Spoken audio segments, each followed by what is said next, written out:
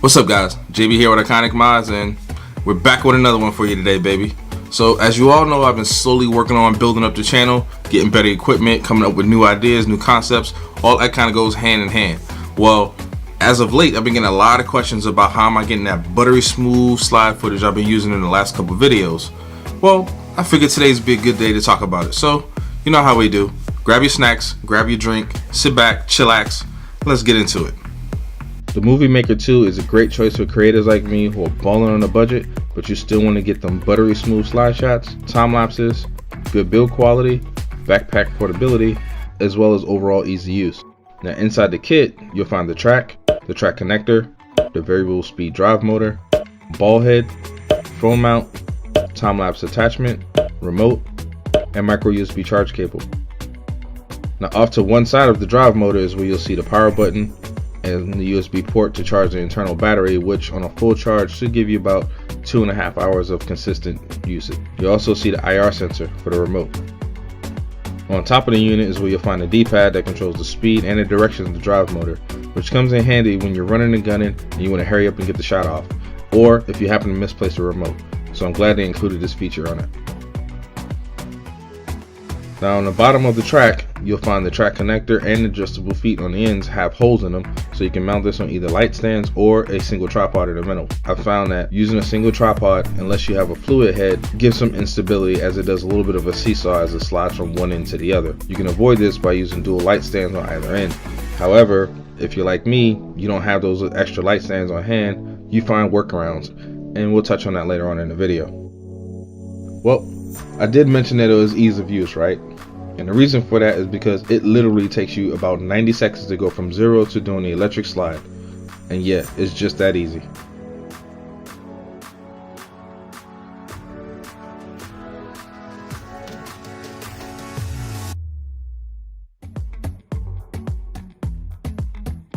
Even though this is a motorized slider, you do have the option of viewing manual slides by pulling out the blue lock pin on the side of the unit, which disengages the motor lock.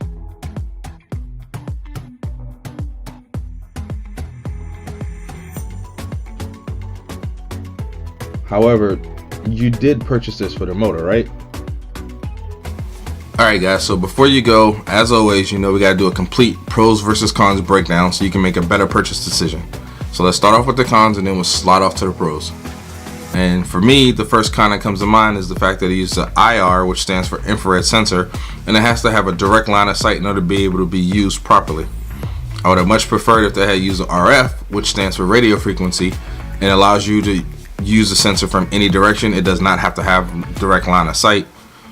It's just a better overall experience. And if you use LED lights in your setup and you have a remote for it, you'll understand what I'm talking about. The second thing that comes to mind for me in particular is the fact of I would have liked if it would have been a little bit of a smoother transition right where the tracks meet, right at the track connection, not the blue connector, a tightener at the bottom, but the actual tracks themselves. Where they connect that, there's a little break, and sometimes when you're using a slider, you notice that little break. You'll see the little bit of a jitter in your footage. It doesn't happen always, it only happens every now and then. I haven't quite figured out why, but it's there, which is why I'm addressing it. The third thing that comes to mind is the payload. The payload is only 2 pounds. Or just under 2 pounds. I think it's 1.7 or 1.8, something like that. However, that being said, I don't know if you can hold that true to be, you know, what they say, because the fact, as you see, I've used my Canon M50 with a small rig cage and a microphone attached, and it slides just fine, no problems. That's how I get most of my footage. A lot of the footage you see in this video was shot with the camera just like that on the slider. Actually, all of the footage was shot on this camera on the slider inside the cage with no problems. The fourth and very last thing I would say would be speeds. Even though it's a variable speed, you have speeds 1 through 9. Speeds 1 through 4, in my personal opinion, are completely unusable. It's entirely too slow. I don't see anyone ever using those speeds because it would take you forever in a day to get a slide, and it's just ridiculous. On the other end, you have speed 9, which is entirely too fast, and because it's too fast, you get judder movements throughout your footage. I found the sweet spot to be between 5 and 8. Most of my footage, if not all of my footage, gets shot between 7 and 8. and most of the time I'm on 8. And as you can see in the footage that's in this video and in the last couple of videos, it's pretty smooth, pretty buttery smooth at that. So I think the weight of the camera helps with that. It kind of weighs it down and all that, but you know, it is what it is. But that's it as far as I can see for the cons. So now let's switch over and talk about the pros. The first pro that comes to mind for me is going to be build quality. The fact that this is made completely out of aluminum and hard plastic, it holds up very well, and it builds very well. The track itself is constructed completely of aluminum. The only plastic on the track is the actual end feet that hold it up, but they're high quality plastic, and I think this could last for a very long time. And also because it's made out of aluminum, that kind of leads into the second thing, which would be flexibility and portability. It's lightweight, which makes it very portable. It completely breaks down. You can stick this in a backpack somewhere and just take it with you wherever you go. Like I said, it's lightweight. The flexibility part comes in with the fact that you can extend this track pretty much endlessly.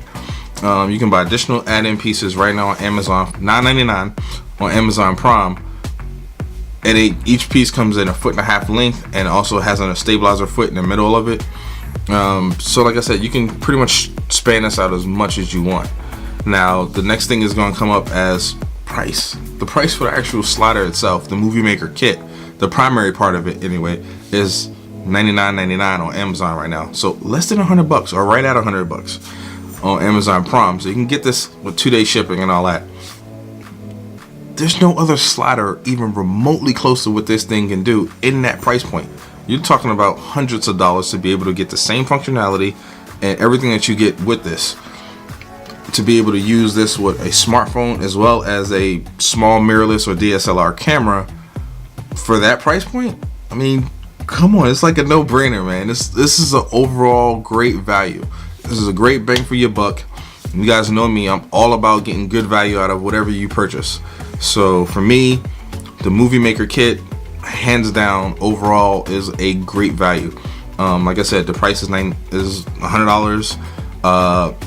You can get an add-in dolly kit, which that little box right there, we'll talk about that later in another video, but that's an add-in piece that goes along with this Movie Maker set that lets you get some more creative shots, so to speak. But again, that's for a later video. But this kit, like I said, and this is my final thoughts on this, this is something that I highly recommend you go out and get. It's something I use in pretty much every video now since I've gotten it. And I will continue to use it in every video from now on. I don't see a need for me to upgrade in a slider anytime soon. However, there is one more thing I will mention. It's kind of a con, but I figured out a way around it. The con is when you place this on a tripod, depending on what kind of tripod you have, and you place it in the center as a single tripod, it gets a little wobbly and a little off center. But there's a picture I'm gonna put on screen right now where you'll see I found a little bit of a workaround around it. It's a little jimmy rig setup, but it works. It gets the job done in a pinch. It saves you from having to buy 2 additional light stands to be able to use this in an elevated state. But like I said, it gets the job done. So depending on if you have a ball head, a fluid ball head like I have on your tripod, this is a way to get around that. But that's a little bonus tip I'm throwing in for you guys right there to help save you some more money, because you know me, I'm all about helping you out. So anyway, that's it. This review is done. Don't forget to do all the normal stuff, like, subscribe, comment, and stalk me on Twitter, because that's where I'm at all the time. So anyway, I'm JB with Iconic Mods, and holla at your boy. Peace.